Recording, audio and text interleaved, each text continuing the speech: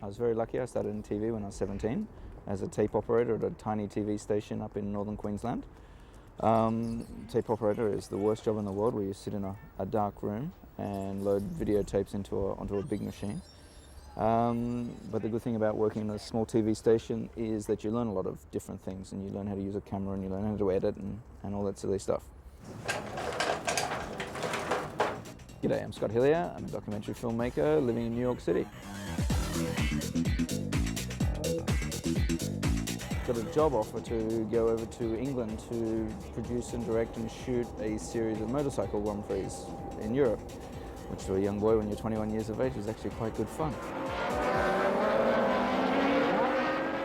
I was doing a shoot in India, and I heard that Saddam Hussein had invaded Kuwait, and I went, I have no idea where this is, but it sounded good.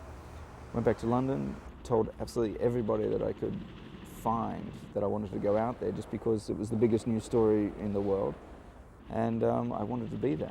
And eventually, by some fluke of nature, I got a phone call from somebody who said, do you want to go to Iraq for the BBC? And I went, oh yeah, thank you very much. That was the one decision that sort of changed my whole entire career. It was a great initiation into that life of you're working on the biggest news story in the world, and there's a handful of you doing it, a lot of Australians actually doing it, and that was great. And all of a sudden it was like, wow, we're working in war, so how cool is this? It's not as bad or as dangerous as we thought. And then came Bosnia, and that was just ridiculous.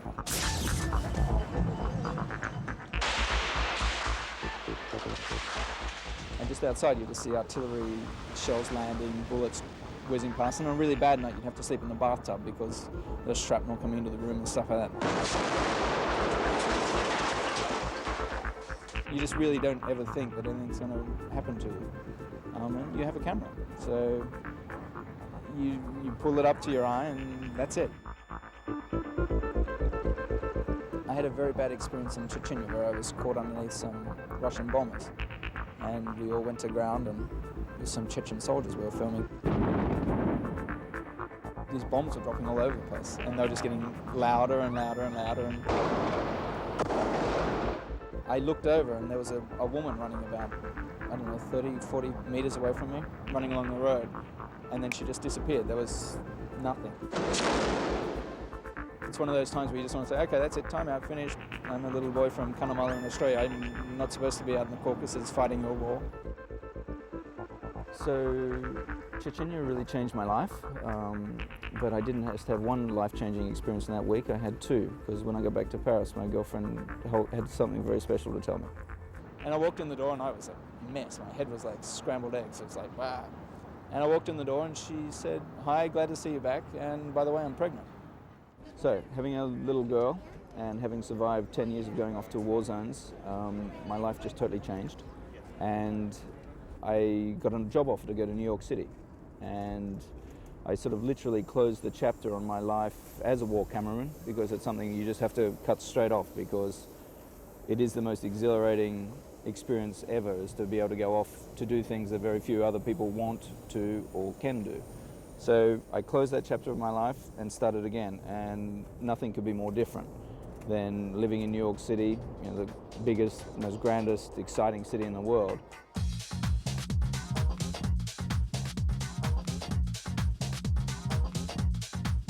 So I work for a company called Image Group Entertainment, which is part of a very large production company here on the East Coast.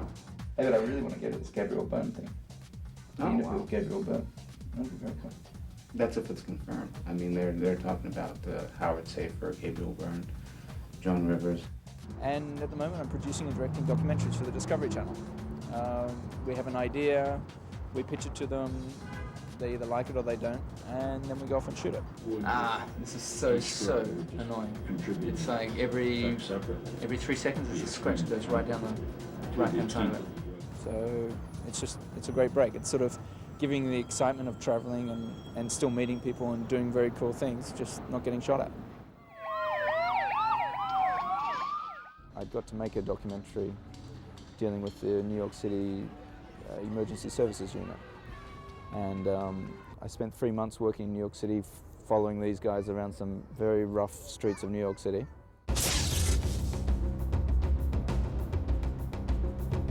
I talk about September 11th as the day that my 7-year-old daughter saved my life. Because on that particular day, I didn't go to work at 6:15 in the morning like I usually did. And I took my daughter to school, which is something I've been neglecting because I've been working too hard. When I got out of the train station, I had 40 messages on my answering machine saying, quick, hurry up, get down to the World Trade Center, a plane's hit it. And one of the rescue companies was based right underneath the office where I was working on 42nd and 10. And I had a call from them saying, quick, we've got a space for you, let's go. The towers are on fire. Grabbed the camera, and by the time I got to the fire station, the truck had obviously left. So I caught a taxi and started heading downtown. 10-4, that was to evacuate. 1 minute, it's one tower on fire, next minute another plane's there and it's on fire again. And then everybody knew it was really bad. It wasn't an accident, this is a real thing. I had great contacts with the police department and with the fire department. I knew, had I got there, I would have been able to get up. Somebody would have known me and would have let me up. So I kept going. I was pretty close when the first tower went down. And it's the first time in my life I've ever moved my eye away from the viewfinder when something happened in front of me, because there's a big tower that's coming down towards me. Professionally, it's the biggest thing that had happened in front of me ever, and I've seen a lot of things and done a lot of things. Kept going, got a lot closer, and then the second tower came down, and it's soul destroying to actually witness something like that. Got to become very friendly with the main character of our documentary, a guy called Joe Vigiano. And of course, after September 11th, they lost 3 of their guys, including Joe, and which was personally devastating. The producers and the directors and stuff like that, they got together and made a film about it, which deals with the Twin Towers and also the ESU division, but a lot about Joe Vigiano. And it was nominated and won the Academy Award for Best Documentary Short Subject in the Academy Awards in 2003. So professionally, it's very good to have won it, and personally, it's good to think that my friend will live on a bit longer.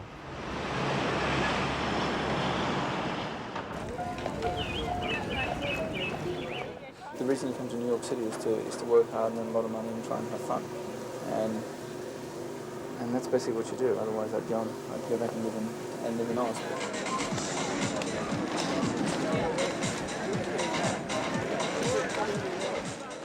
I don't want to be 50 years of age and think, why didn't I have a shot at New York? I love a challenge, and if someone says, well, you can't live in New York, it's impossible, and that's for me is a great incentive just to say, well, it is actually, it is easy to do, and I'm doing it.